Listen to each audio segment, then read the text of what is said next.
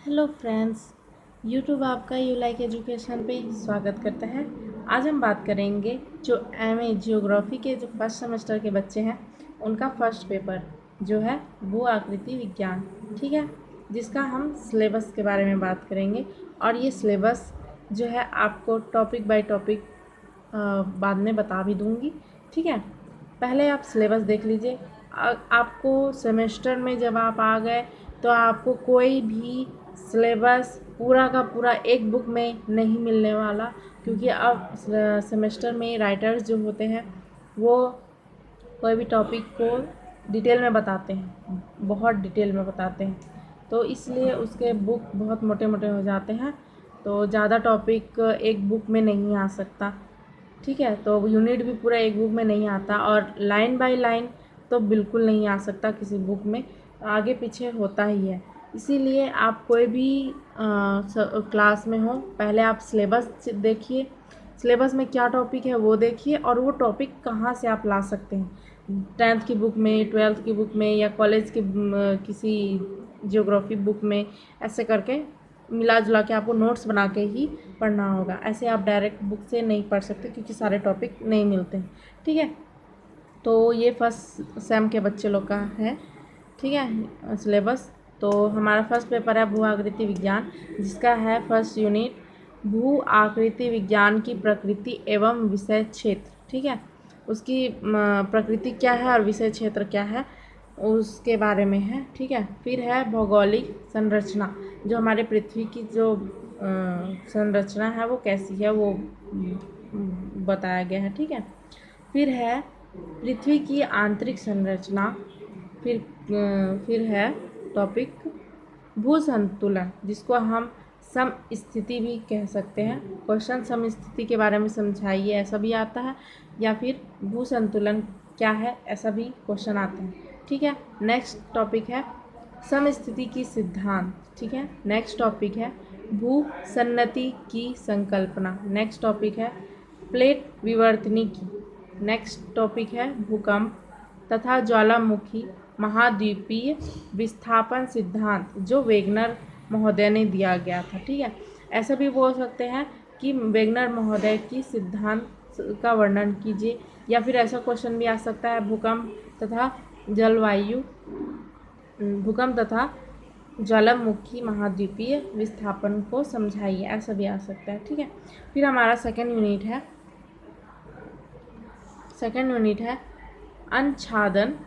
अनच्छादन की प्रक्रिया, ठीक, कॉमा अपरदन की संकल्पना, कॉमा अपरदन के प्रक्रम तथा प्रक्रिया, ठीक है, कॉमा अपक्षय। अगर आपको कोई भी सेमेस्टर की बुक में आपको ये सब टॉपिक नहीं मिले, या फिर कोई भी राइटर आपको ये टॉपिक बहुत डिटेल में बता रही है जो आपको नहीं समझ में आ रहा, 2-4 पेज भी आपको याद होना में मुश्किल होता है, तो आप ये 10th की बुक में, 12th की बुक में आपको मिल जाएगी, अपक्षय, अपरदन, अनाच्छादन, ये सब, तो उससे आप याद कर सकते हैं, और उसको थोड़ा कॉलेज लेवल में थोड़ा बड़ा करके और थोड़ा स्टेप बाय स्टेप लिख सकते हैं, ठीक है।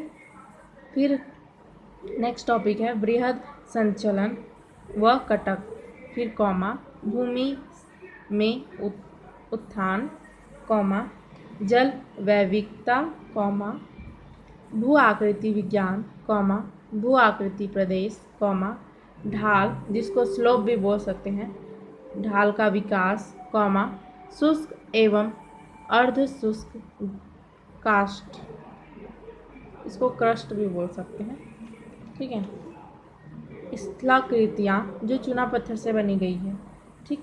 ये हमारा 2 यूनिट हो गया। अब हमारा जो है थर्ड यूनिट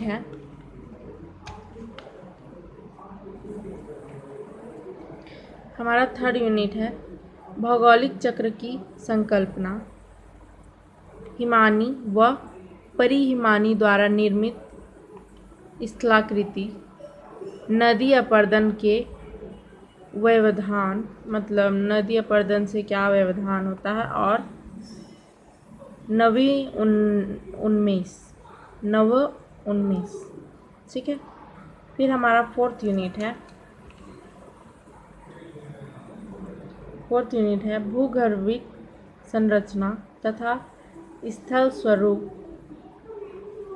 अच्छा, ये पूरा एक लाइन में है यहाँ तक, ठीक है।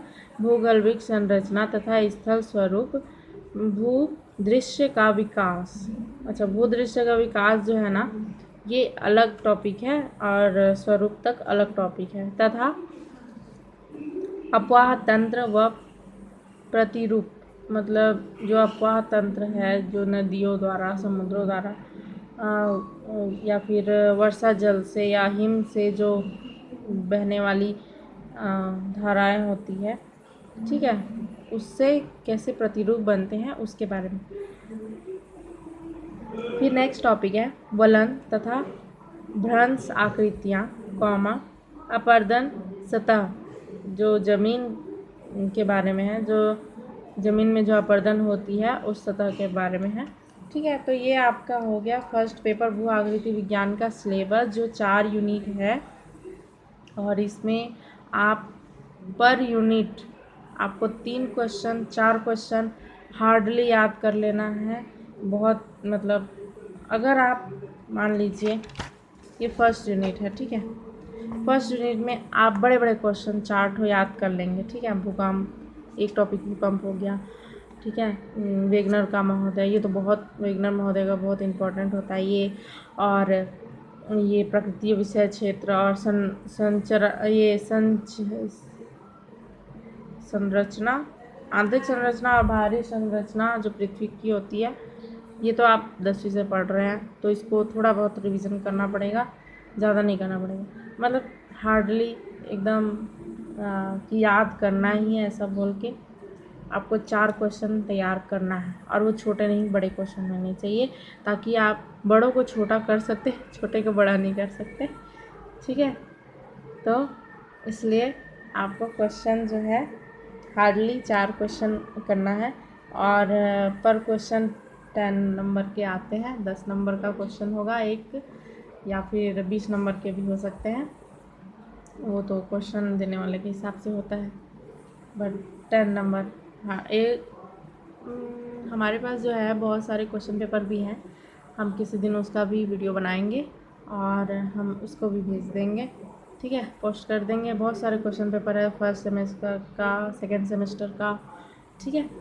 तो आज की वीडियो यहीं तक। अगर आपको वीडियो अच्छी लगी तो थैंक यू, बाय बाय।